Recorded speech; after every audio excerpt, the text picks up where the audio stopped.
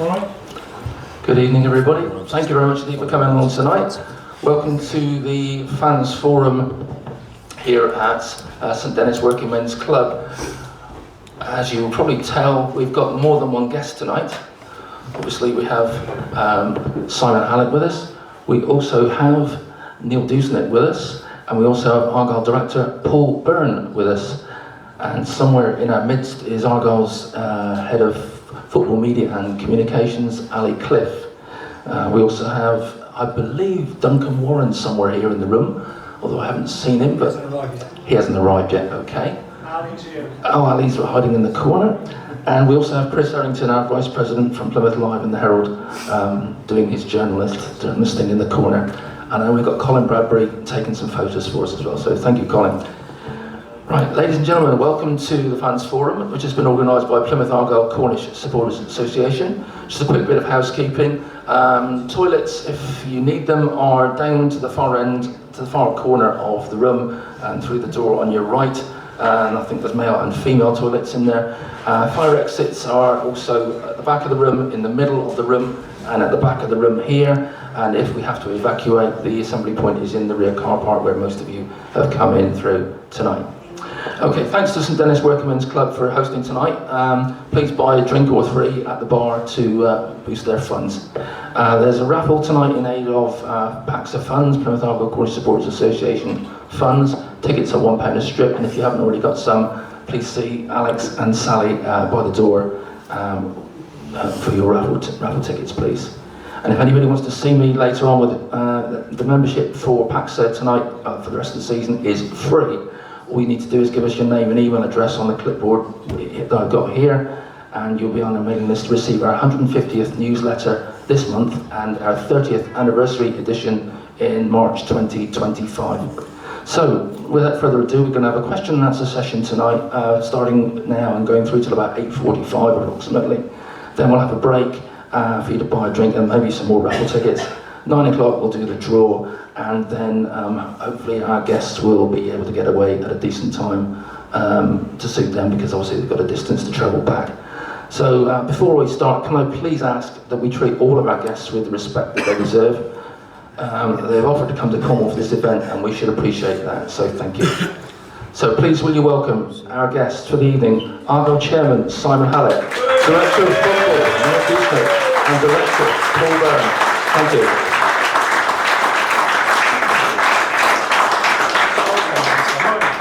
There's a roving mic. If you just push the button that one now, right, feel off. Just push the button out. Okay, ladies and gents, boys and girls, so we're going to make a start with a quick question and answer session, get things underway. There is a roving mic in the room for you to use if you want to ask a question, and our guests here each have a roving mic between the three of them to give their replies. So would anybody like to ask the first question? Yeah, I will, John. One question that's been bandying around on Facebook, it's really made me annoyed, and I said I would ask the question tonight. Simon, do you think we've got the right people in charge? And Neil, do you think that we've recruited the right people? I'll leave that to you. That's the question. I'm taking it short and quick from the Facebook pages that's been causing a lot of hassle. Pretty hard to make that one short and quick. Yeah, I think we've got the right people in charge, otherwise we change them. It's as simple as that. Look, we recognise that we're having tough times. I think we're, 2 points down on where we were last season? Ian, can you turn them up, please? Number 1, I think it is.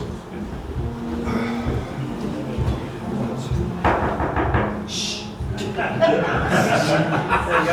Try that one. 2, 1, 2. Simon.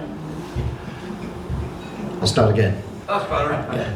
Yes, we think we've got the right people in charge, otherwise we replace them. I've been in charge for 6 years. Neil's been here for your 6th season? Yeah. I got relegated in my first season. Neil, I think, has seen nothing but progress upwards in his time. Paul's been a director for 6 years. So it's been a period in which the club has developed the club facilities dramatically. We've won more games than almost any other team in the English Football League, and we've come up 2 divisions. So the team that got you here, I think, is the team that's going to help us consolidate here and take us on further one day. So yeah, I'm pretty confident. Right, thank you. That's just got that in the air because that was on Facebook. People asked me if I would ask a question that couldn't make it here. They will get the reply that you've given me, okay? So thank you very much, and I'm welcome that you're our chairman. Second half. What was it about the players? Yeah, the right players, yeah. So, in terms of the last 6 years, we've signed some really, really good players who've got us to where we currently are. But I guess the question is more about the current crop. I think generally we're pleased with who we've signed. We think some have done well, and we think some are maybe struggling a little bit to get going. Part of that might be around injuries. Part of that might be about settling in a new environment. I'd love to tell us all that we get every signing right all of the time. I'm not so sure there's a football club in the world can say that, really. What I would say is we're just a third of the way through the season. It might still be a little bit early to make really black and white judgments on all our signings this year. Thank you very much. Neil, that's ideal. Can I just add, when things go wrong and when things go right, we like to review how people have done, how departments have done. We did a big review of the recruitment over the last 4 or 5 years 2 weeks ago, and we concluded that we'd got somewhere between 60 and 70% of our decisions right. And that means paying roughly the right price, getting players who contributed relative to what they cost us. By football standards, that's pretty good. I think it's pretty well established that 50-50 is quite often what most clubs get. So getting above that is, I think, doing well. Hopefully we can improve. We'll continue to look for ways of improving. But it's been, by and large, pretty good. Thank you very much For that, that's an excellent answer. Thank you very much. Okay, up to the rest of you now. Anybody would like to ask a question? Yeah, okay, Tony Townsend from Rewind Radio. Can I ask you, Simon, what would be a successful season for you? Now, this season, survival. I think I said that the same thing last year. You know what our ambitions are. Our ambitions are essentially to compete in the top half of the championship. And at the moment we're competing in the bottom half of the championship. We said, I've been very open about this, that we're looking for new investment, which we think will help us both continue to develop the infrastructure, continue to grow the revenue base in order to invest or spend more on the first team squad. So that's part of the strategy. But I've always been clear since I first became chairman of Argyle that I thought my resources could get us to the championship, and if we wanted to push on beyond that, then we'd need somebody with different resources. And we've been disappointed in how long it's taken to find a new investor. I think I can say that I've been thinking this for about 8 months, that we're on the verge of being able to come public with something. We've actually got the EFL already beginning the approval process. So the progress has been slow, and every time I think that we're close, we get a little bit closer, but we don't quite get there. But I'm still hopeful that we are going to be able to land a new investor who's going to be able to help us push on. But this year we're competing in the bottom half of the championship because we've failed to get the resources that we'd hoped. So you agree you need investment if you're going to progress any further. Do you think the fans understand that? Well, we've been very open about it. We've been very clear about it for 18 months now. We began the process of looking for a new investor in the summer last year. So I hope the fans are clear about it, but we've been very, very public. I've just signed our annual report in which we talk about exactly that. With the fans forums, we've mentioned it. I'm not quite sure what else we can do if the fans don't understand it. Thank you, Simon. Thank you for your question, Tony. Yeah, I agree with everything you said, Simon. You couldn't have been more open than you already have.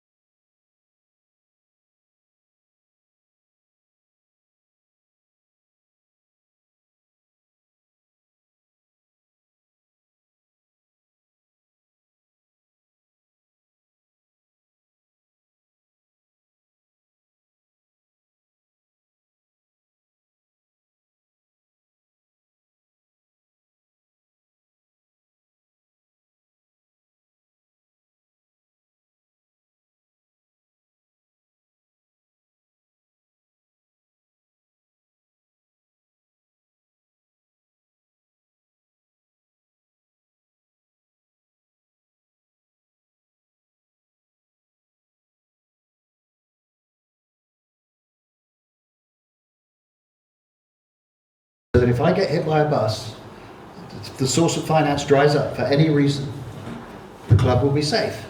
And that's, again, I'm not quite sure why there's any doubt about that. I hope there's no doubt about that our goal is sustainability. Having said that, you do need new investors. If we can't find them, then we will turn to the shareholders again. I'm sure there's going to be a question about the transfer window. There will be money made available in the transfer window, and the only source of money is the shareholders. So, Could I won't say Jane's opened the wallet again, but she's certainly she's kind of reminded me where it is. I mean, just as the person who's not putting the money in, because Simon's put it in, I've been on the board during this tenure, and Simon's money's gone into infrastructure. And of course, we know that, day by day, it's nice to see people spend money on centre forwards. But those of us who've been going to Argyle for a long time, there's now 16,000 people at Home Park every week. The facilities, the experience, the surrounding stuff is 1,000 times better than it was 6-7 years ago, and that's where the money's gone to. And that, for me, when people talk about can Simon support the club, what Simon's done is supplied the architecture so the club can support itself. Yeah. And that's important for everybody here. That's important for all of us going to the games with our kids and our friends on a Saturday afternoon. That club is there to do that and can self-sustain. I think the challenge for us is that we can't be at the top end of the championship with Simon's pockets alone. So I wouldn't be fearful of can the club survive without Simon. That's not where the club is not far off self-sustaining now because of the infrastructure. If we want to push on though, and the ambition is to do there, we need external investment, and that's exactly what we've been doing. That's great. Thanks very much for that. Graham. Thank you. Just following on from that, you said the accounts are about to be signed off. Can you give any indication of how well or how close we are to the sustainability you aspire to? And secondly, this is one for Neil. One of the ways we're going to increase revenue without investment is player trading. And to be fair, our player trading model has been pretty poor.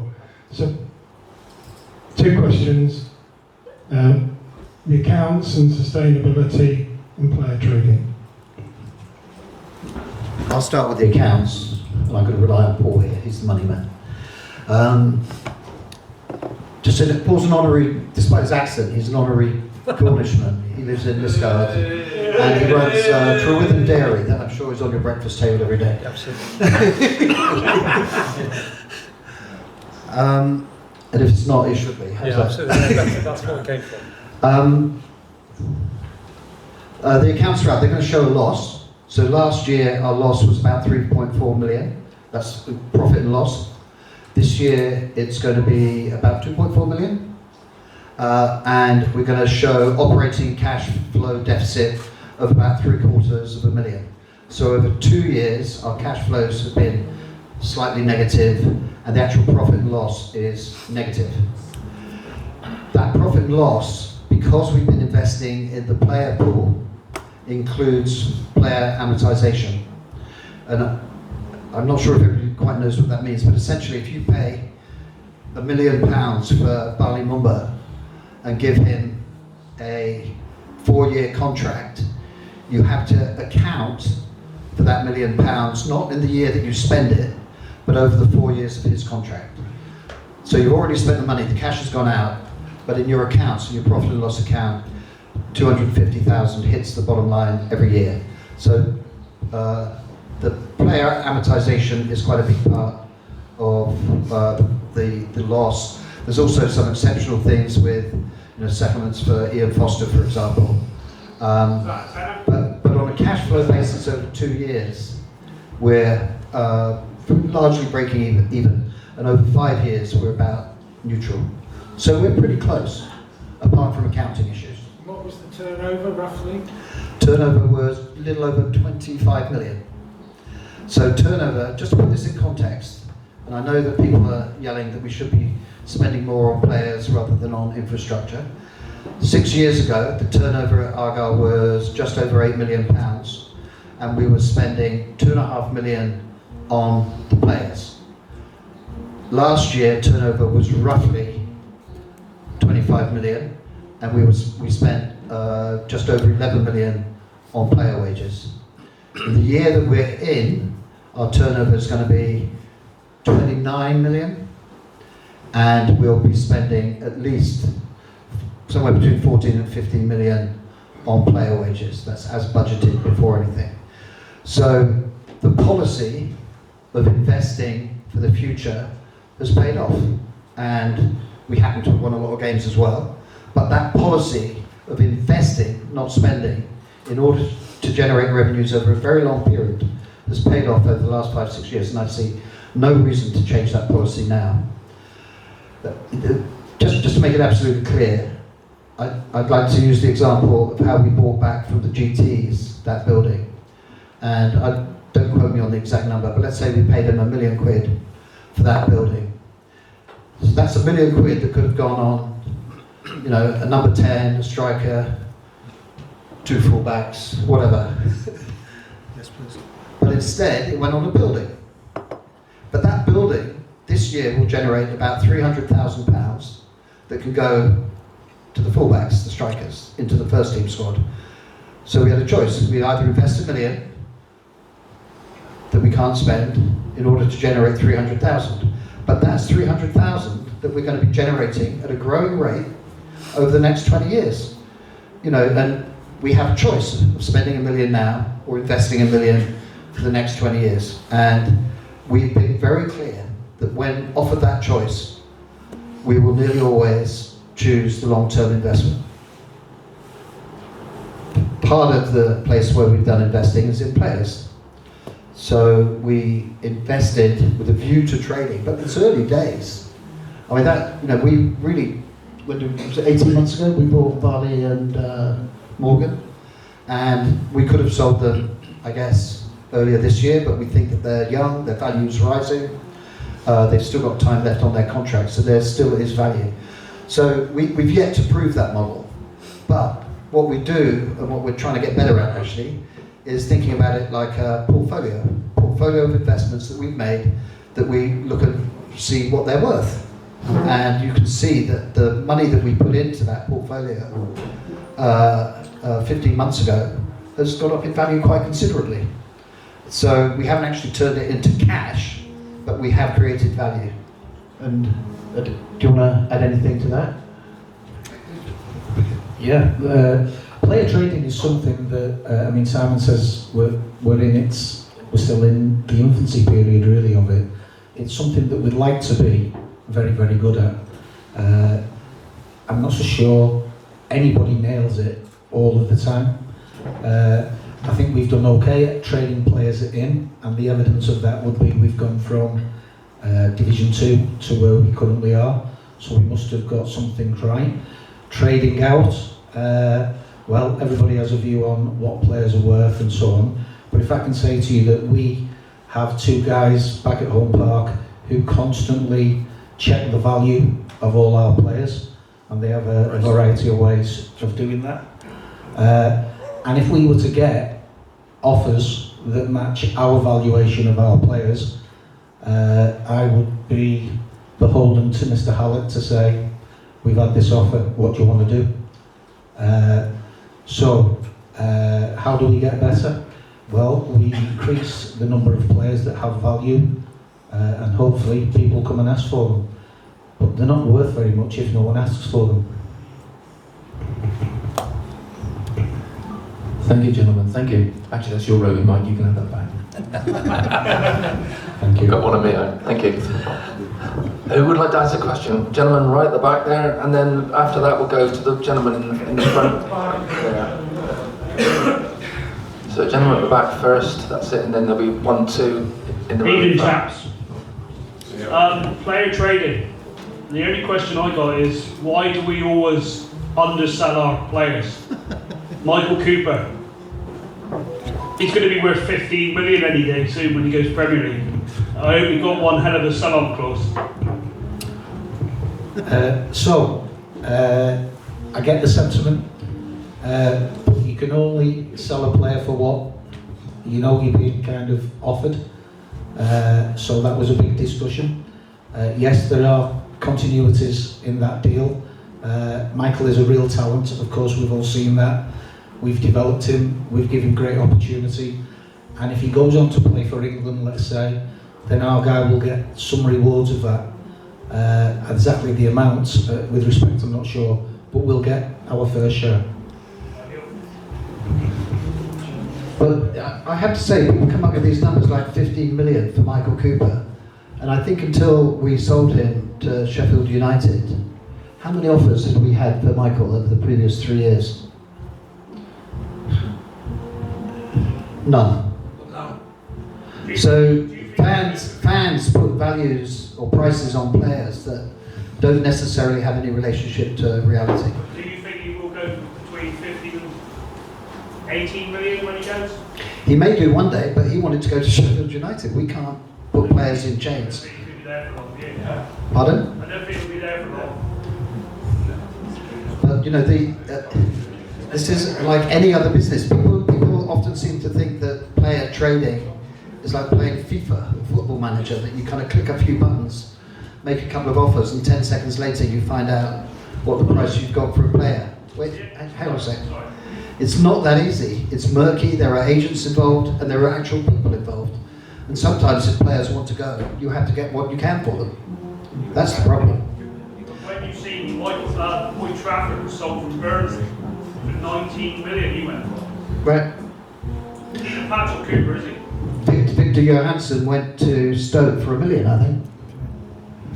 So one of the things you've got to take into consideration, James Trafford went from Manchester City, not Plymouth Argyle. Okay, and without being derogatory to ourselves, that's a massive difference currently. Okay. Good evening, gentlemen. Just a quick personal thank you. Boxing Day, in 3.5 weeks' time, is 62 years since I saw my first Argyle game. And whilst at that time I wasn't really worried about who owned Argyle, who was a chair, it was a guy called Ron Blindle. He caused a lot of controversy, but I think you've been the best owner in all that time. Thank you. Thank you.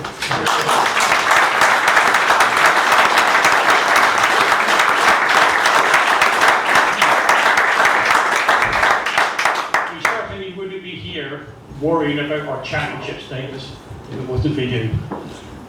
When you took over, one of the things you said that you acknowledged immediately that we weren't going to be financial big hitters, but we were going to try and be cleverer and smarter than other clubs. And that worked for 2 or 3 years or more. We've lost our way a little bit in the last 12 months, I think, as an outsider looking in. It was unfortunate when Schumacher and Cole walked out on us. You couldn't do nothing about that. I appreciate that. About breaking it all up, the decision to appoint Ian Foster was a disaster. You know, 47-year-old guy with absolutely, with all due respect, unknown to everybody, probably apart from me. Nothing on a CV to suggest he could be a successful championship manager. It all ended in tears. We've now appointed Wayne. I like Wayne, I think he's a great guy, but again, nothing on his CV. You know, I can imagine Wayne's great with the youngsters, encouraging him, but as a lay person, I'm not a professional, but I do worry about his tactical acumen. He's not a Pulis, he's not a Sturrock, he's not a Warnock or whatever. I do worry about that. So the questioning the decision making off the field, I think the decisions have been. I think Brickfields is great, long overdue, we're going the right way there. And with respect to my friend behind here, I don't think we could have done anything else with Michael Cooper. That's what happens when players' contract runs down to the agents, you know. But we all want to get back to the present situation. We're all getting really frustrated. A lot of us here were at Bristol on Saturday, and it's embarrassing, it's humiliating, and I'm sure Wayne felt the same. In fact, he did. By the way, I don't think it's good for Wayne to be publicly criticising players. That usually only goes one way when you start publicly criticising players. you know, bollock them to Evan in the changing room on the training ground and air it all, but don't do it publicly. I know he's really frustrated, but I thought the question I'm coming around to in a long way. Was Ian Foster really the best candidate? It's worrying that a club like Argyle, if Ian Foster, I don't have to grind him in personally, but he was way out of his depth. He didn't come with anybody. He didn't come with an older, experienced coach. Really, that's the best we can do. And come on to Wayne, greatest respect for Wayne, what a fantastic player. But would any other championship club have employed Wayne? I don't expect you to criticise Wayne, it would be wrong for you, but it's more of an observation. But as I say, the decision making has been very smart for 3 or 4 years. In the last 12 months, on that same topic, we haven't got a lot of money in our budget, as you say. We've got an injury crisis, and we've got a guy that costs £800,000 can't get on the pitch. And we've got all these players, you know, so the decision making, the thinking, have we lost our way a little bit?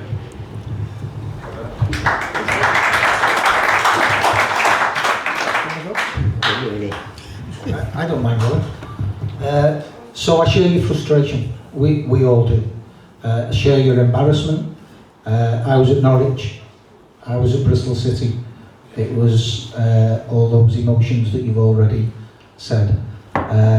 Nobody intends it to be like that, I'll assure you.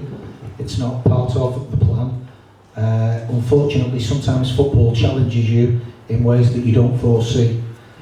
In my opinion, if I was picking what I thought was Argyle's best team this season, without naming any names, half of the 11 I would pick are currently unavailable to Wayne. Half. So I don't want to do the excuse thing because that's not respectful, but it is a reality. He is severely challenged by the people he can select. Now, I hear the point around have we got it right.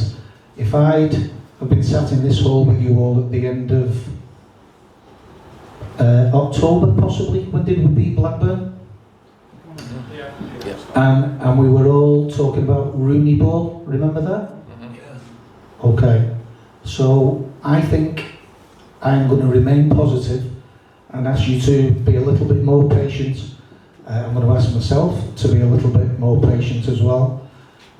With a full choice team, I think we'll be okay. Will we challenge Leeds United with our best team? No. And you've already heard Simon say, we're playing in the bottom half of the championship. And you know, he might be being kind. We might be in the bottom half of the championship. That's our league. It was last year. We managed it by the skin of our teeth. And this year, it might get bumpy again. But hang in there. Let's get all those players back fit, and then let's see what Wayne Rooney's about. Just coming on to that one there, Neil. As this gentleman here said, I was at Bristol City with my wife and everything like that. It was a disgrace to see Victor Pallison giving Wayne this and having a go at Wayne on the sidelines during the match. That to me, when you're a fan and you're seeing a player giving their manager pointing and everything like that in a manager, now that to me is wrong. The player is wrong. That player should be reprimanded big time. Already done.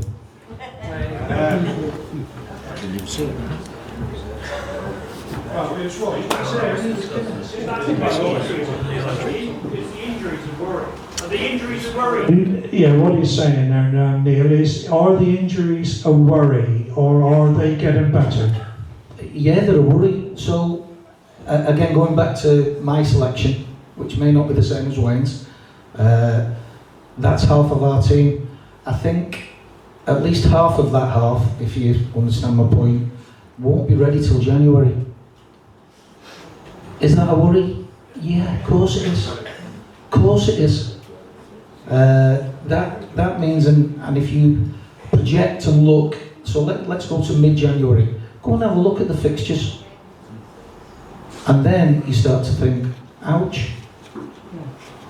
So whatever we're able to do right now, please don't underestimate where Argyle sits currently in what is the 5th biggest league in the world. Please don't underestimate that. Please don't have expectations which are unrealistic. Don't have expectations that are unfair to Simon, the board, the players, but most important of all, yourselves. Yourselves, don't kid yourselves. We'll be in a massive, massive competition to stay in this league again. That's with all our players fit and ready. So I ask you to be patient before. Hang in there. Hang in there. Tough time right now. What some fans don't seem to realise is probably half a dozen teams, if that have never ever been in the Premier League in that championship. So I think actually the championship is harder than what the Premier League is. It is a one massive hard league. They've got some good players, they've got some good teams, and not being funny, they play bloody good football, if you pardon the swear. You're absolutely right. But, I mean, this is why we want to stay in the league. This is a great league. I mean, I kind of joke sometimes that I'd rather play in the Championship than the Premier League. I'd like to have a go at the Premier League. But I actually think this is the best league in the world. It's competitive, it's got teams that are still close to their communities, it's got players from all over the world, but it's got a core of local players and a lot of teams. It's incredibly competitive. You've got big old names like Plymouth Argyle, you've got small clubs like Leeds, and it's incredibly competitive.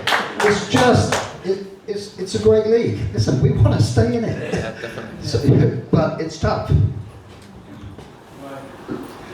Thank you, gentlemen. Right, was there somebody else at the back of the room that wanted to ask a question? Gentleman in the white back there. And then one in the front. I think this is a bit of a gentler question after that.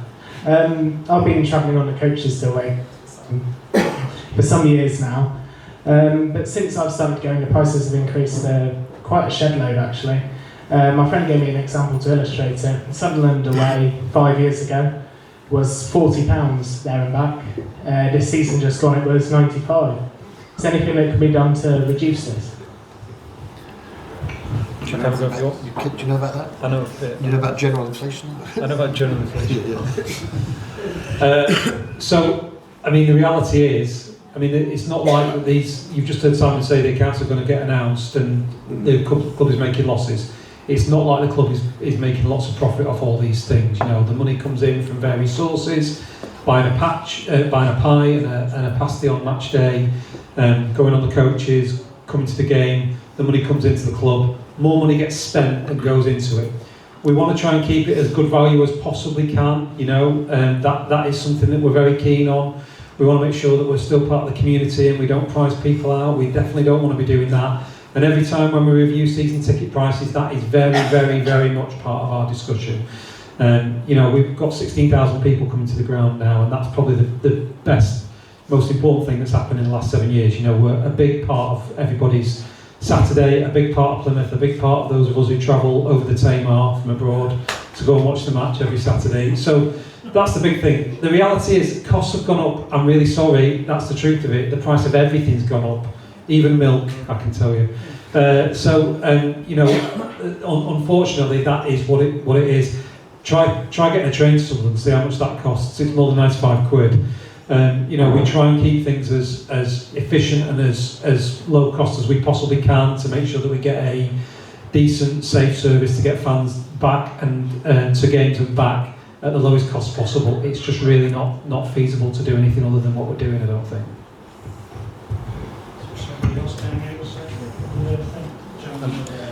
Before we come to the next question, can I just perhaps come in on that thing about travel costs? Yeah, I take the point totally that the cost of travelling away from home is astronomical these days, but that's unfortunately reality. I think part of the problem also for fans travelling away is the cost that the home clubs are charging away fans. Those of us that went to Norwich last week were charged a reasonable amount, I think it's like 27, 28 quid. Those of us then went to Bristol City on Saturday, I think were charged about 35 quid. And I've just seen on the Argyle website tonight that the Cornish City tickets going on sale tomorrow morning are priced at 37 quid. Now that is ridiculous. Now I don't know what everybody else pays for their respective seats in the ground, because I'm a season ticket holder, but I bet you Argyle's match day costs are nowhere near 35 or 37 quid. Simon, can you perhaps confirm that? I can absolutely confirm that. So as Paul says, we're getting 16,000, 17,000 people in the ground. So over 23 matches, we're getting about £386,000 in revenue. And if you divide it out, you'll see that we're averaging per bum in seat somewhere between 14 and 15 quid. Now, that's because we have very good deals for people at both ends, at my end of the age spectrum and at their end of the age spectrum. And in the middle, it's obviously a lot more than 15 quid. But as Paul says, so that's just a fact. We average somewhere between 14 and 15 quid a bottom in a seat. I think what we've done over the last few years is take away the gap between what we charge and the value you're getting. So almost in every financial transaction, when you buy something, you think you're getting a good deal, and the guy who's selling it thinks he's getting a good deal, and that's why we do transactions. Everybody's happy.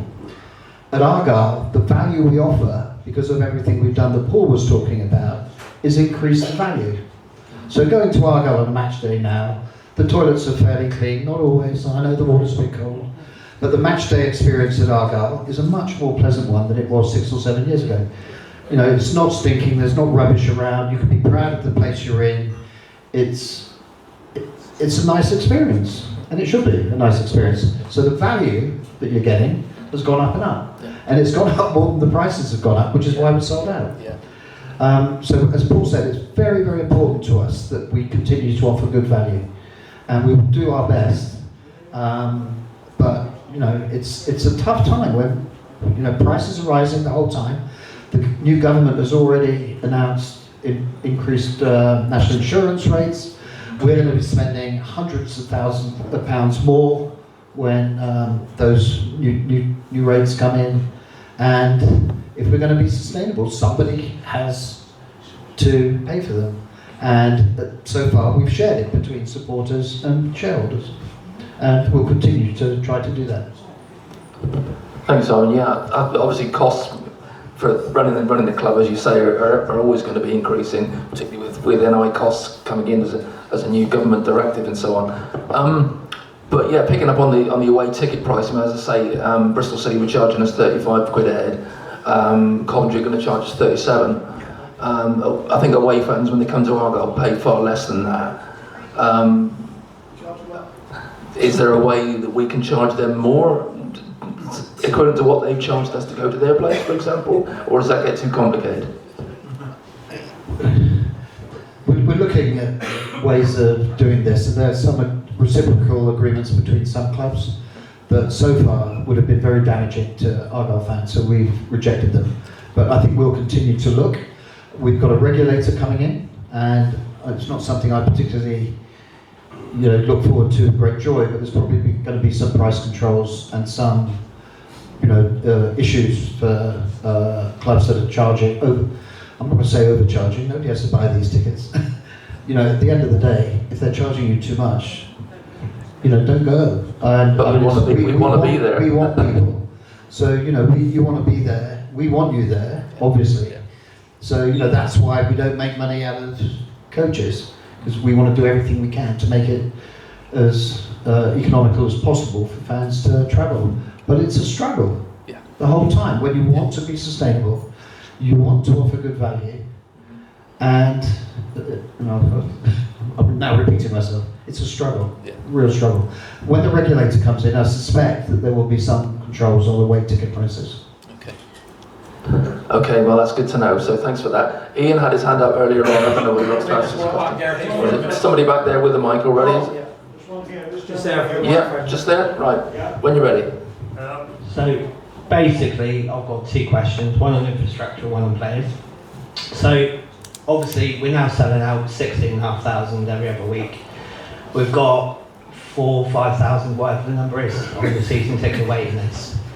is there the opportunity, obviously everyone wants all the corners filled in and an endless pot of money, is there the opportunity to introduce maybe safe standing between the Devonport and the Mayflower ends to obviously the more fans in the ground?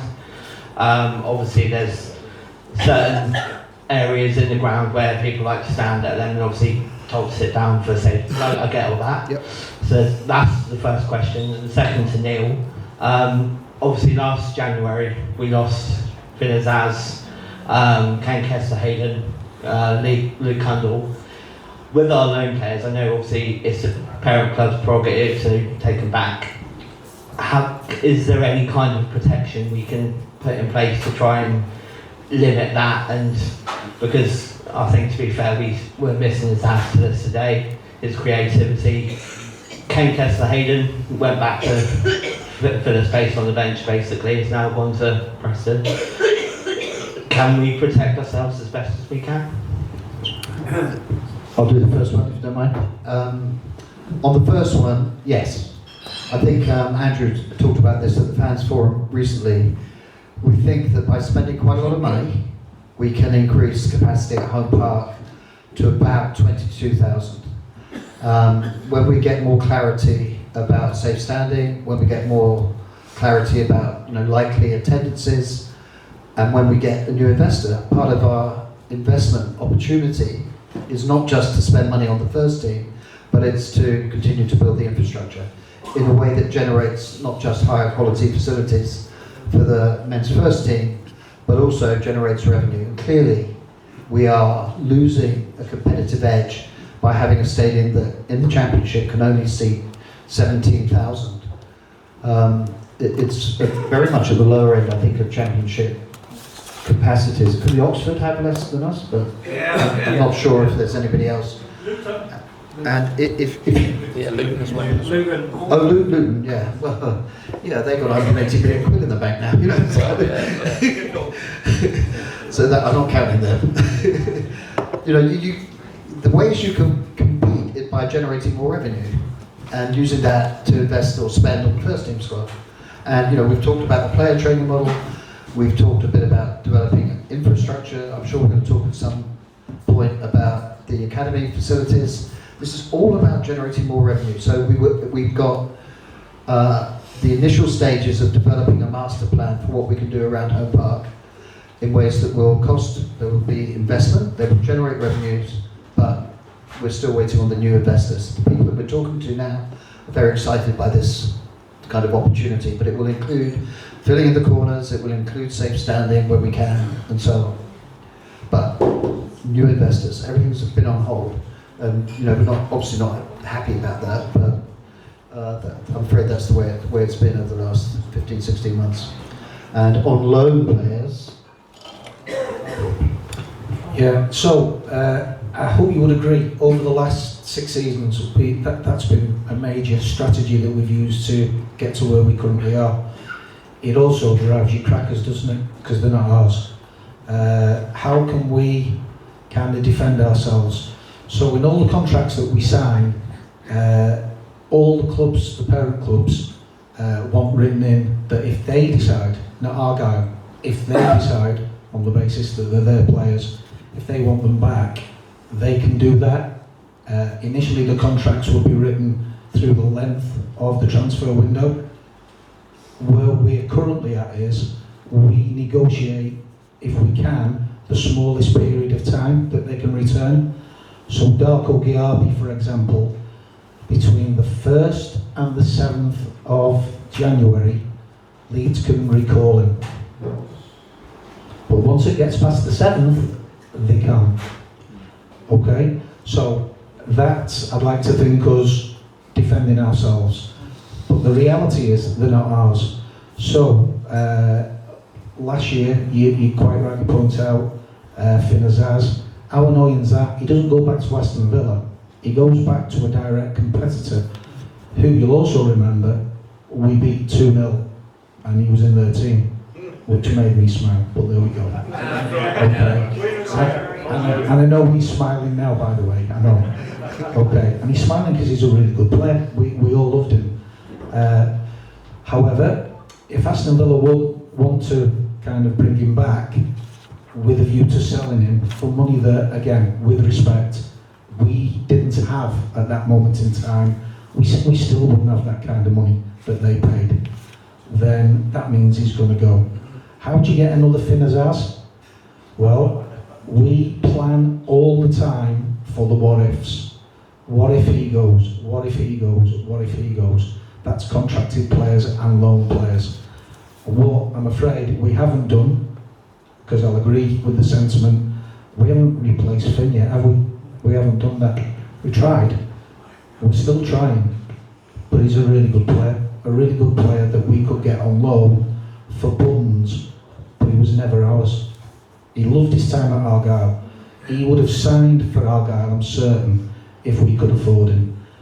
But if I took, no, I'm not going to tell you how much his wages are at Middlesbrough, but they're way, way, way beyond what any of our current players are on. I hope that kind of answers.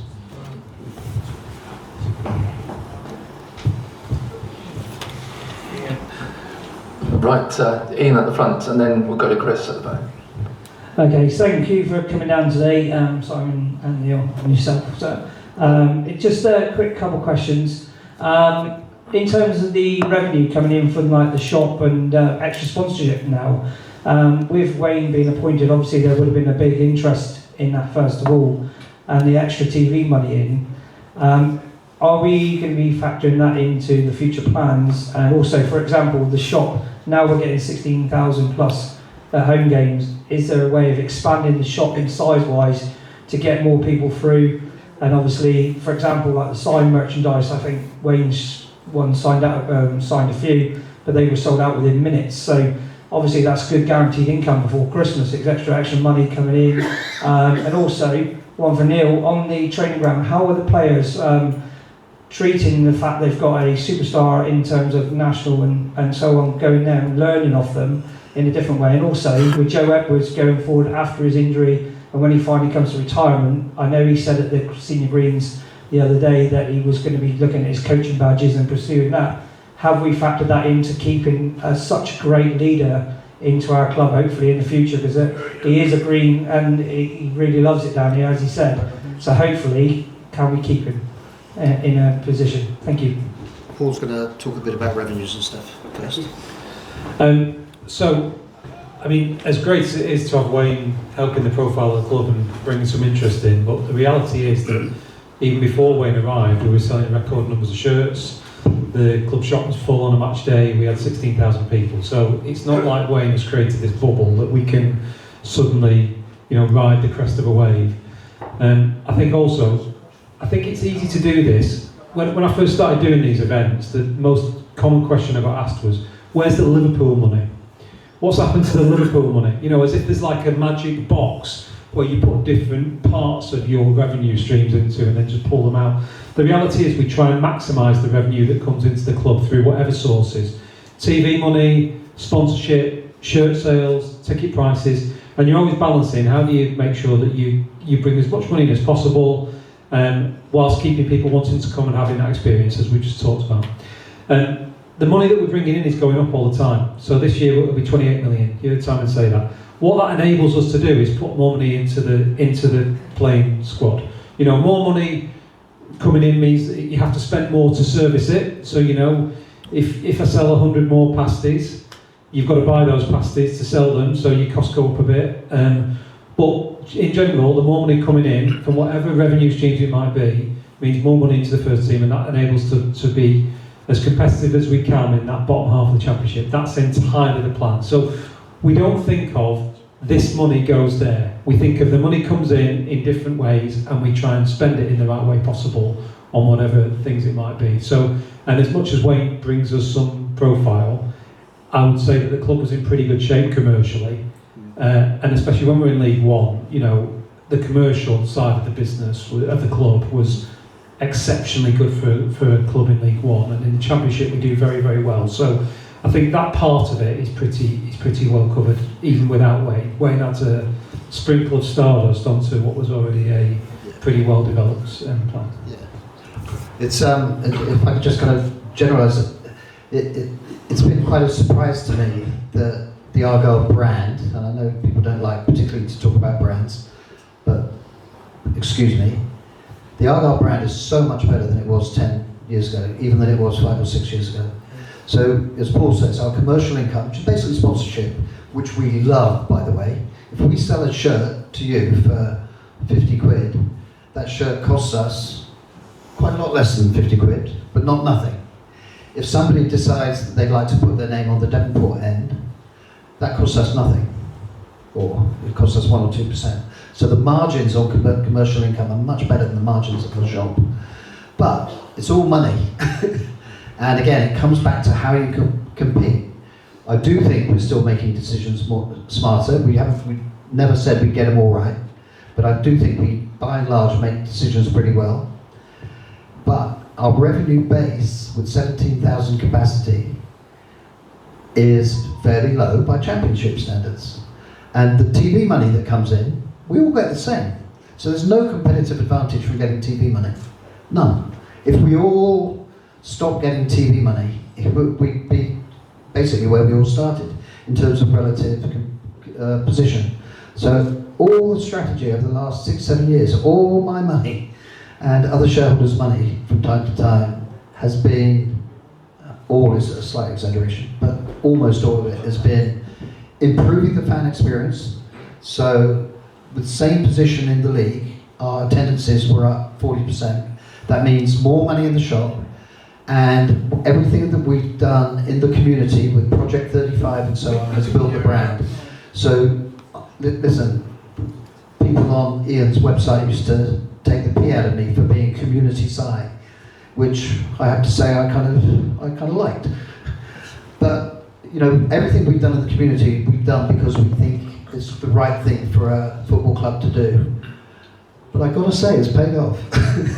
People like Babcock wouldn't have been interested in us 10 years ago. Princess Yachts, they sell luxury motor yachts. There's nobody at Home Park going to buy one of those. And they wouldn't have wanted their brand associated with Plymouth Argyle 10 years ago. But today, we're in a very strong position, and it's been great having Wayne Stardust sprinkled on it, but we were making great strides there anyway. Sorry, I feel quite strongly about this one, as you can tell. And there was a question for you. The Wayne factor with the players lasted for about 35 seconds. So, in a really nice way. What's the right word? They adore him. They desperately want to please him. He has the most magnificent manner of talking to them in a one-to-one situation. And before anybody mentioned the comments at the weekend, again, that's frustration, complete frustration.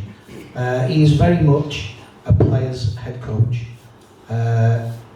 When we were in pre-season, the lads were taking free kicks. Rams was practicing free kicks and Ryan Harding, and Wayne kind of went up, and they've kind of missed one, missed another, scored one, and he just goes up and he curls the first one, okay, in his training shoes, having not kicked a ball all day, straight into the top corner.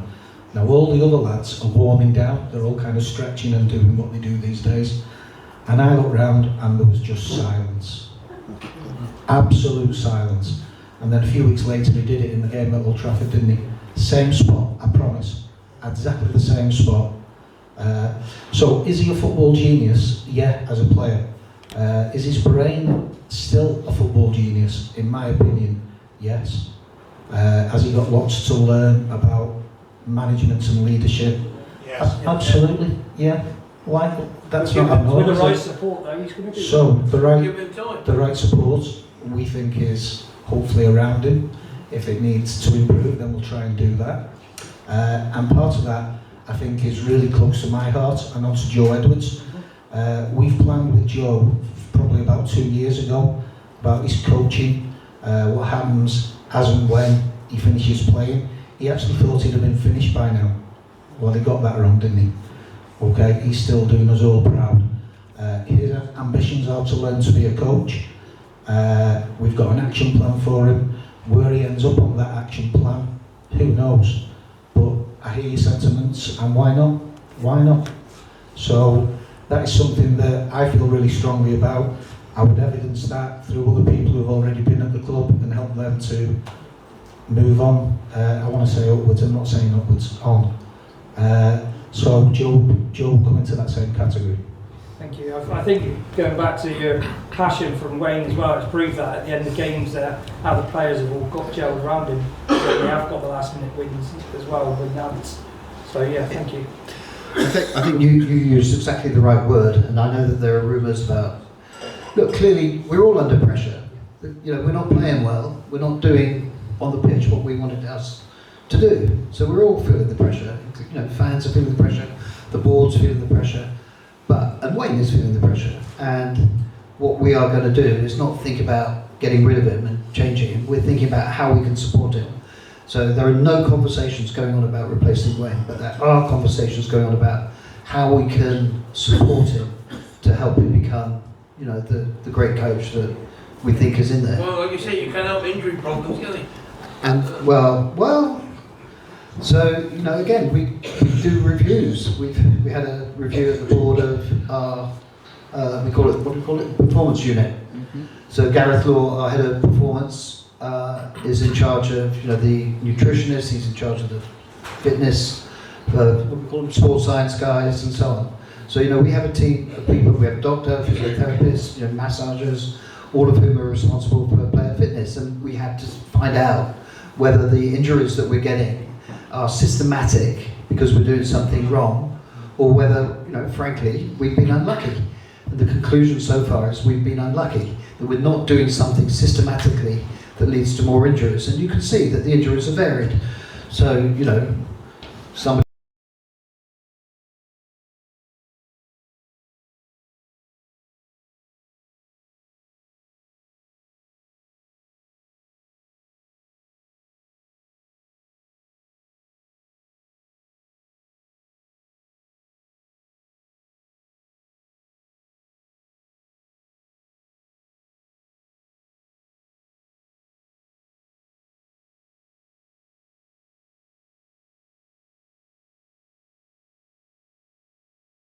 they're all occurring as they are. But I heard a suggestion that last season's home park pitch that we know cut up a lot during the season. It was when it was taken up at the end of last season, it was then relayed at Harper's Park during the summer.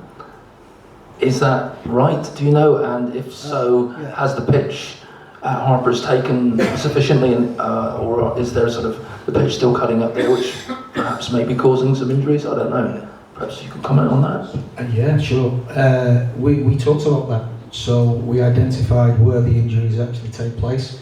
There's no direct correlation between your suggestion and the injuries that we have. I wish there was something, honestly, because if we could identify why, we'd stop it, wouldn't we? Yeah. We can't find that obvious, it's all about this. Some of them are on the international duty and whatever, aren't they? Yeah.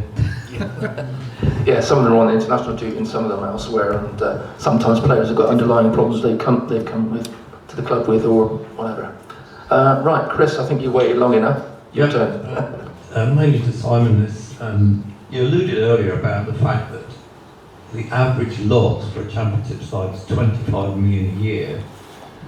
And bearing that in mind and looking at all these other clubs that are millions in debt, but it's allowed at the moment by financial fair play. Do you think that being a sustainable championship club is actually possible under the current circumstances? Well, it's possible. We've lasted 1 year. I mean, sustainable also means sort of being mid-table, if you like, you know, or safe in the league.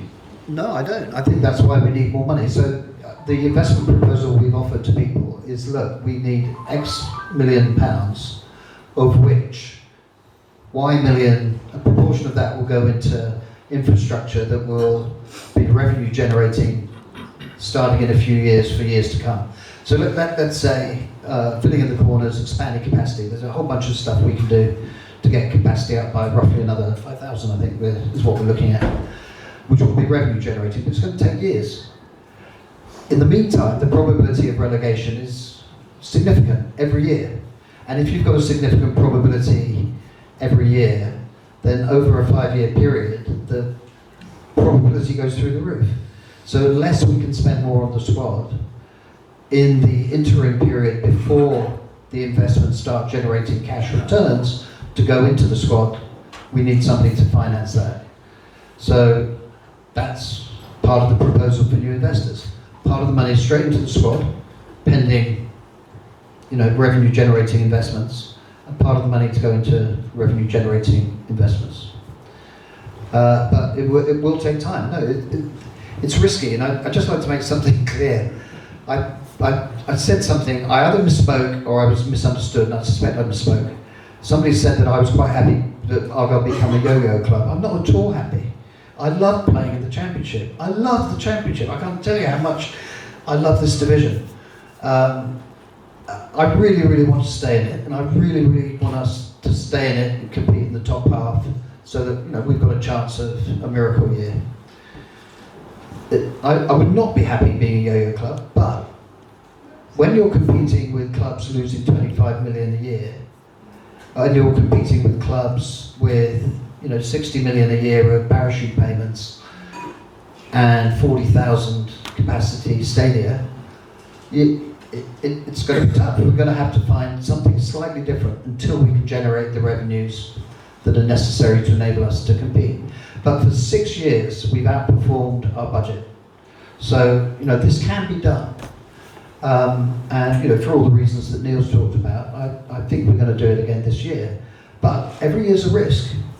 And that means that over a 5-year period, the risks are high.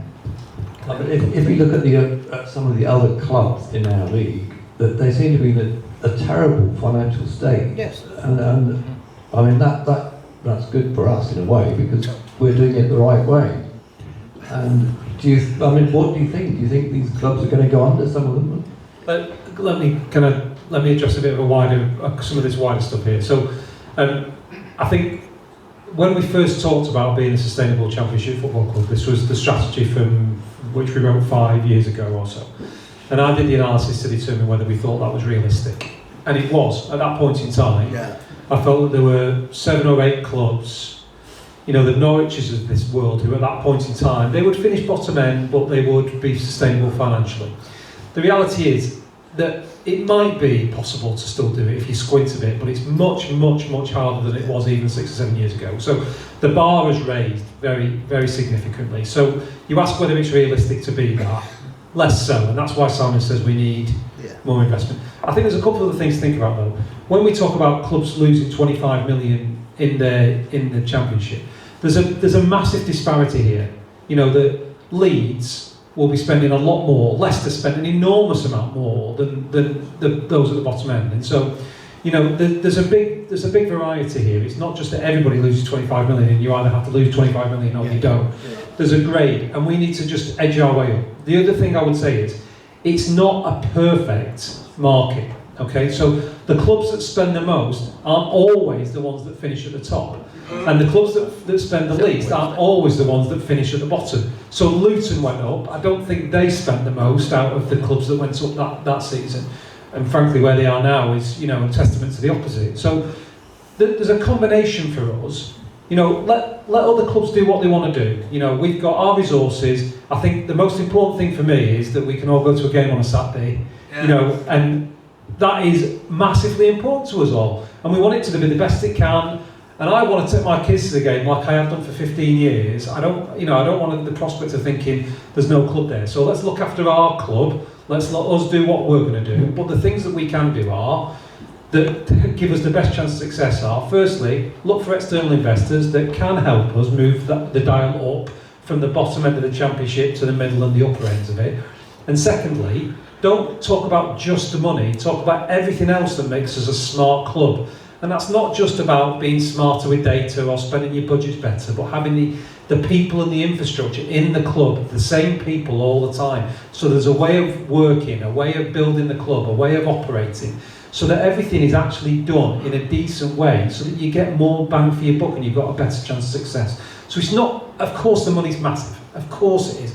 but it's not all about the money in football. I can't believe I'm saying that. It's not all about the money. Being as smart as you can with it in every fashion gives us the best chance of success. And we, like Simon says, we've done that 5 years out of 6. You know, I would say there was 1 year where we kind of finished in COVID year, we finished in our budget. No one saw it, so we all forget it. But 5 years out of 6, we've massively overachieved. We didn't have the biggest budget the year that we won League One, did we? No, nowhere near. Nowhere near. Nowhere near. So, you know, being smarter, the way that we coach, the culture of the players, all that kind of stuff counts as well. So we can't just say it's just about money. So is it possible to be a sustainable championship club? Much harder than it used to be. But you can do things to give yourself the best chance, coupled with some more investment.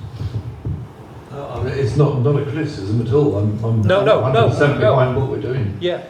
But it's just an observation. No criticism taken, or whatever the phrase is. It's tough. I mean, look, Birmingham allegedly spent 15 million quid on James Stansfield. We know what Wrexham are generating, and God bless them.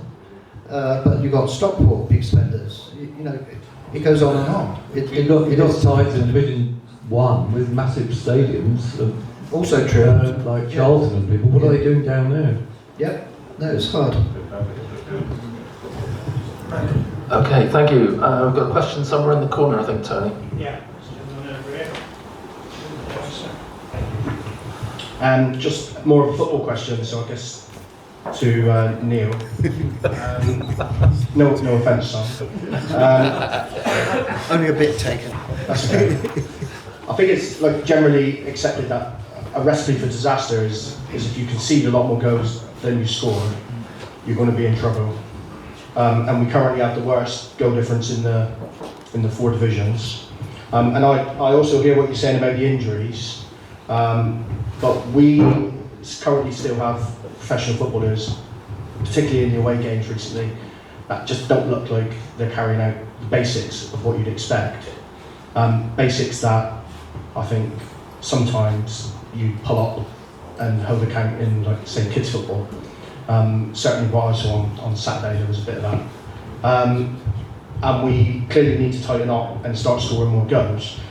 So I think my first question is, at what point, if that doesn't happen, do these difficult conversations that you said are not going to happen at the moment, are going to happen, or have you invested in Wayne no matter what happens at this moment? And then my second question is, can you sit here tonight and confidently tell us that Rooney's putting in the hard yards as a manager, when you consider we've been on a terrible run of form, in particular away, obviously, and 7 days of the international window is time off, and today is time off. Surely there's time there to be putting in some extra work to try and put things right. So they are off today. There's then a 4-day lead-in to the game. We think it's pretty important, I guess you'd agree. So we've changed the tactics, or Wayne has changed the tactics, if you like, of how he runs the week. The evidence around time off in international breaks across every club in the country is that if you don't rest up now, as soon as that 3rd international window has gone, and it's gone now, have a look at the schedule from last week to, I don't know, the next international week, if you like. And if you think that our players, or Manchester City's players, or Liverpool's players, or whoever you want, can do that full belt, full on, all the time, good luck. They will break. Not necessarily saying full pelt on the pitch, but there might be less impactful things they could be doing, perhaps. Sure. And a little bit more tactical work. They could do walk through shape work or anything like that. It doesn't have to be hammering them out on the pitch. I just personally think it's when you're on such when you're going through a tough period and you see players jetting off, I think there's things that could be being done, perhaps. They didn't all jet off. I didn't say all. I didn't jet off. And so on. So I think you've got to be careful in terms of the whole context. So let me say again, if the players don't rest, at some point in this next period, their legs will fall off. Let me also add, we are in the middle of an injury crisis, so we've got to be even more careful with those that are available to us. When they're in inverted commas off, they all have individual programs, they've all got GPS, they're all reporting in on a day-to-day basis to Connor, our head of sports science, who's monitoring the workload that they do. It's not exactly a holiday, by the way. Okay, you point around more tactical work. They all have a mobile phone. They're constantly getting information around the opposition that they're facing next. They're getting data on their own performance, how far they run, how many duels they won or lost, as the case may be, and so on and so on. So it's not like they shut off completely. It doesn't work like that anymore. Elite sport's too hard. It's non-stop.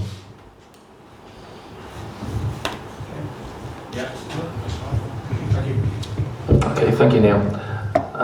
Right, was there somebody else over there? A gentleman, oh, sorry, gentleman in the yellow hat, and then we'll come to you back there. Just a quick one. Will you be happier when the investors' money comes in with regard to where we sit at the bottom of the league with pay? Or will we still be at the bottom of the league is what I'm asking really?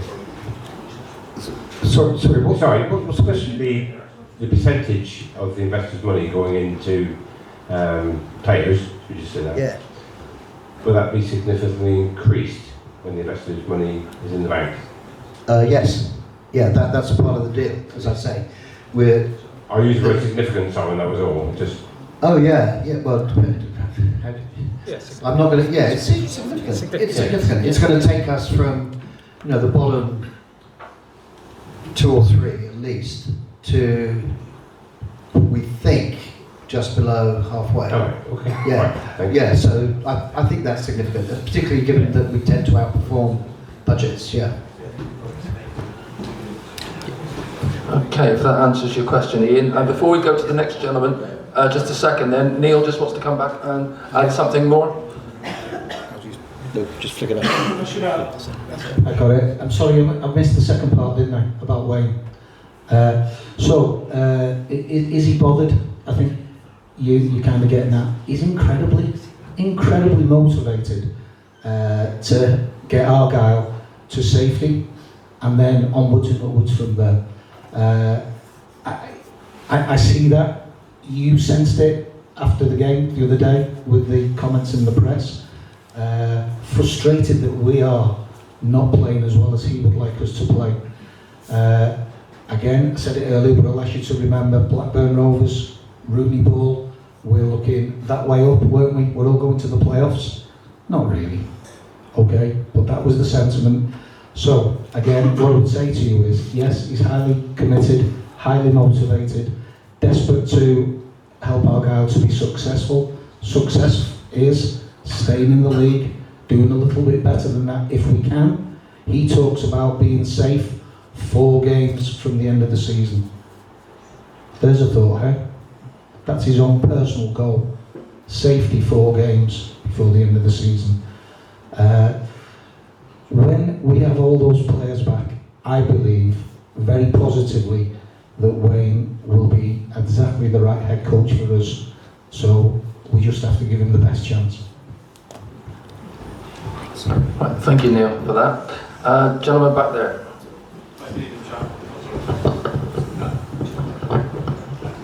Hi, good evening, chaps.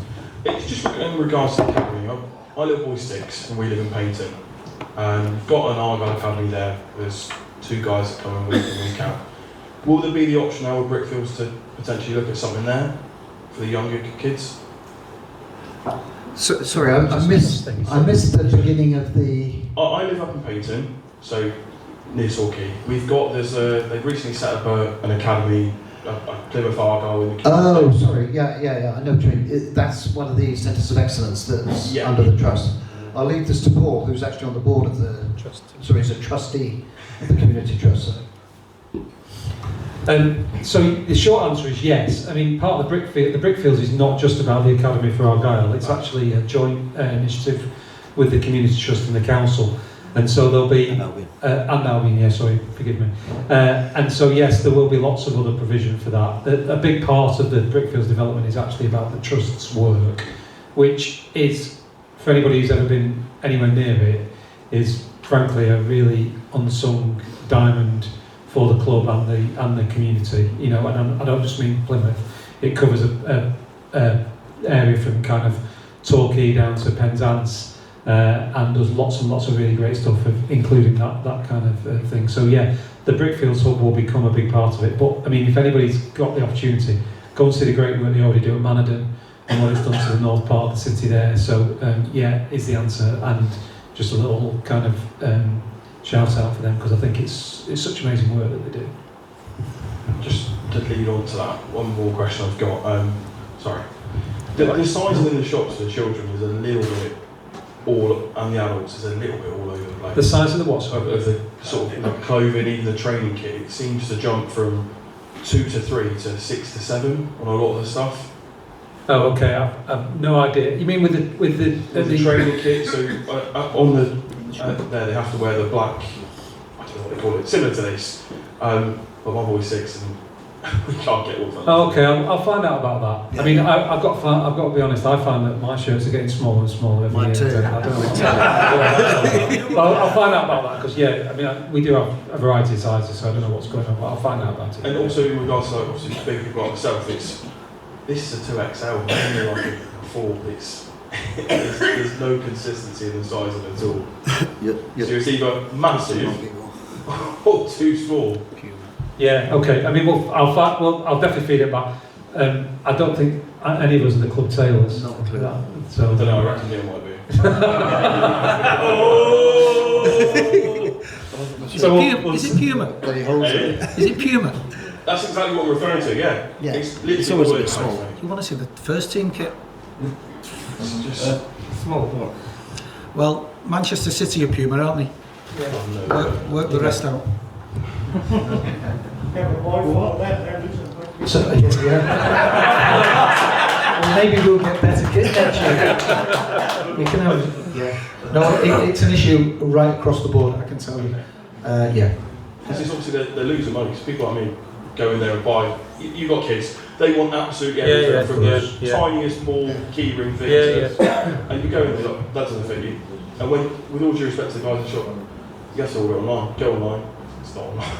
Yeah, okay. The supply of the kits as well. Sporadic. Okay. Basically, we want to give you our money. Can you sort this? Yeah. You can always just write a check. Or whatever you do these days. Yeah. There's some young people in this room saying, "What's a check?" Yeah, sorry. There's some older people in this room saying, "What's a check?" I'm showing the age. Apologies. Okay, gentleman down the front here again. Oh, so the lady was before. Sorry, lady with the mic, and then the gentleman at the front. Are you able to tell us if the new investor is a consortium or an individual? And also, with Sissoko on them from Toulouse, is the deal, the on-loan deal, the same as it would be from a club in this country? So would he be recalled in January if he's fit? So the answer to the first one, I'm afraid, is no. As soon as we are able to tell anything, we will. I mean, you know, I hate having secrets, and I'm not very good at keeping them. So I'm hoping that we'll be able to, you know, tell you everything. I'm not going to put a date on it, but as soon as possible. Sorry. So part of getting a little bit more intelligent with our loan strategy, we have an agreement with Toulouse that if another club wanted to buy him, they would come and speak to us first. The only benefit of him being injured is his profile is really low right now. Wow, what a trade-off that is, hey? And when you talk about we're not attacking very well, all the data says he's our best creative player, and as he scored, did at the time when he got injured, possibly the leading goal scorer as well. Massive blow. But I'm just going to guess no one's going to come and try and take him away from us in the transfer window. Don't hold me to that, please. Well, he's Mr. Argyle, isn't he? He's done great, hasn't he? I'm just thinking him and Whittaker were just like... Yeah, we should. I think Wayne would agree, yeah. Okay, we've got a gentleman down the front waiting to ask his Yeah, question. just going on to the academy stuff that you were talking about. Truro and Penwith College have a very close relationship on the rugby front with Exeter Chiefs. Do you think there's some potential there? I mean, obviously money is the big problem for Plymouth Argyle. So do you think there's some potential there to develop the academy amongst the colleges and the people amongst Cornwall and Devon in the football world? Let me just be clear. Money is the big problem for any football club. It's not just Plymouth Argyle. Money's not a problem for us. We're not in debt. We're roughly breaking even on a cash basis. We just want more of it. But it is in buying better players. But it's the same for all clubs.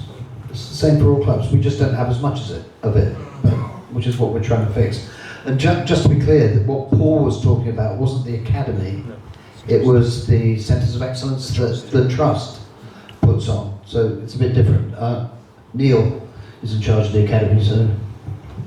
So one of the things that occurred to me early in my tenure, if you like, was that the talent in Devon and Cornwall was, in my view, relatively untapped.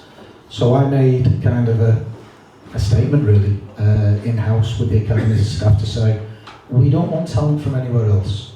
Just get all over Devon and Cornwall, find it, get it under our roof and develop it. And that's going okay. So in Cornwall, you'll know that we have two hubs, the Paul Rowe looks over. So we've already got talent at 7, 8, 9. Now I know that's going to take 10 years to come through, okay, but the pathway exists. Hopefully it becomes more efficient and we'll get the rewards of that as we go forward. Exeter used to be the top jollies. They ain't now. Okay. How do we evidence that? Well, you see it at the moment, not through injuries, I need to say. You've got Freddie Osaka, you've got Caleb Roberts, you've got Tegan Finn, all from Devon and Cornwall. Joe Hatch, I forgot there, sorry, already made his debut. There are others coming. That's not going to stop. There is a pathway, there is a conveyor belt. Wayne's the greatest role model in the world, isn't he? To be an academy, this, that and the other. And if he's not prepared to put the young players in, I think I'd fall out with him very quickly. So there is a great opportunity for the top talent of Cornwall and Devon at Plymouth Argyle. If I can blow his trumpet for a while, just briefly. When Neil came in, he kind of came in with a brief of basically mentoring Ryan and Shuey as Ryan's assistant. And we basically said, sorry, we're not paying you just to do that. We need somebody to go in and restructure the academy. And somebody I remember saying 6, 7 years ago before Neil arrived that, you know, Exeter had the best academy in the region. Argyle's academy wasn't even the best in Plymouth. Today, I mean, Exeter may argue, but the fact that we're getting the kids now that we weren't getting, that we're getting referrals from the local clubs that we weren't getting, and our academy under 18s, after, what are you now, 6th season, won both their leagues last season. So we're getting the performances on the pitch, we're getting the pipeline through to the first team squad, and having managers, not just Wayne, frankly, but Shuey as well, and Ryan before him, who were prepared to show to these young kids that they've got a first team future at Argyle, that the player pathway is clear, is really important. And I think when we look back in 10, 15 years' time, that will have been Neil's biggest impact. And that's why he'll get the statue, not me. Thank you, gentlemen, for that. I'm conscious we're overrun. We're well into Rooney time. It's 2 minutes to 9, so we're going to have to wrap this up. And you've got a raffle to do. You've got to drive home sometime. That gent's had his hand up for ages. Sorry, I didn't see the gentleman's hand there. I didn't miss it. Sorry, Rob. Carry on. Good evening, gentlemen. Yeah, I just wanted to know what the latest is with. I know you going back to revenue about filling the grandstand. You know, with the empty seats, you say it's a sellout on a Saturday, although albeit I go in the Lyndhurst and I'm a season ticket holder. What's the latest we stand there, please? Okay, I may get the details wrong. When we first completed the grandstand, there were various issues with egress, ingress, with the size of the concourses that meant we could only operate, if you remember, when the grandstand opened, at 50% capacity. We've done a few things with the kind of passage of people, we've done a few things with the concourses that have meant that we've been able safely to operate the grandstand at, I think we're up to 75% of capacity now. But you're absolutely right, there are still empty seats. Yeah. So one of the longer term plans that relate to filling in the corners, safe standing, and the kind of general redevelopment of Hope Park and the surrounding areas is that we would like at some point to expand those concourses, take our offices, put them hopefully at Harper's. I mean, one of the investments we made was Harper's, where we spent, I think, about £3 million buying a 5-side centre. Well, why? Well, it pays for itself, it generates revenues every year, but it's really an option over the time when we have the funds available to build the kind of first team training centre that is appropriate for a championship club. If we do that, we'll then be able to open up the concourses at the back of the grandstand and get back to 100% capacity. So it's all part of the plan. Thank you, Simon. Okay, folks, anybody else got a question that they're desperate to ask before we wrap it up? There's a gentleman at the back there. This might be the last question, depending on how short you are with it. Oh, God, not yet. We're here to help us. Just on infrastructure. Hold on a second, wait for the roving mic, just a sec.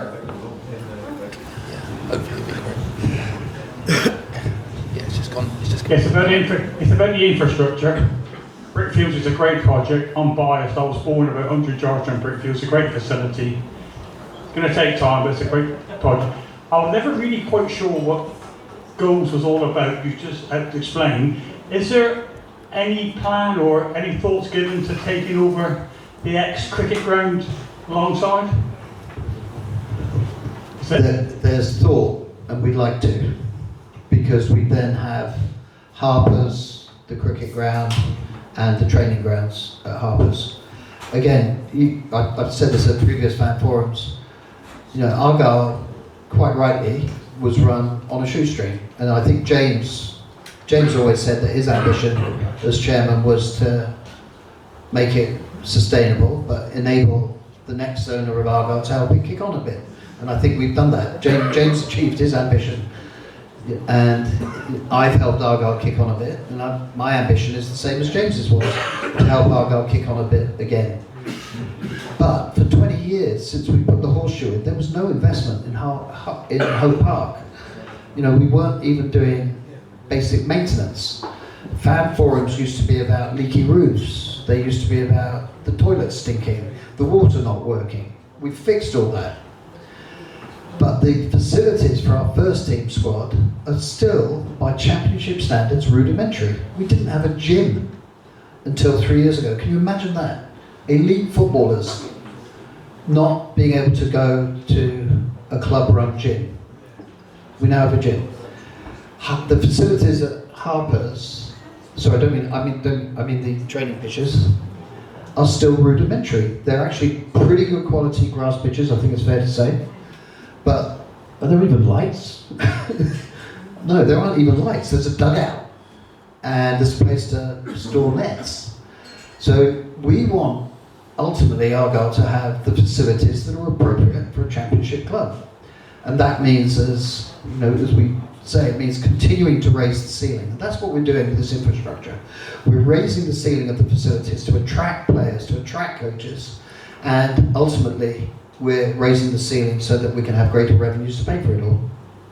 So it's a real long-term plan that we're really just at the beginning of. And as I've said, I hope that we'll be able to talk about new investors sometime. I'm going to be as vague as pretty soon, because that will be the next stage of Argyle's development. You know, just as James handed to me, I think we've kicked on under my chairmanship, we'll kick on under the next owner. Thank you, Simon, for that. Thank you. Right. Is that the lot, Tony, do you think? That's the lot, we think. Right, okay. Conscious we... Yeah, exactly. I think we have overrun slightly, so it's now 9:05 almost. We're going to have roughly a 10-minute break if we can, and about 9:15 we'll reconvene for the raffle. So if you haven't got your tickets, get them at the front door before they're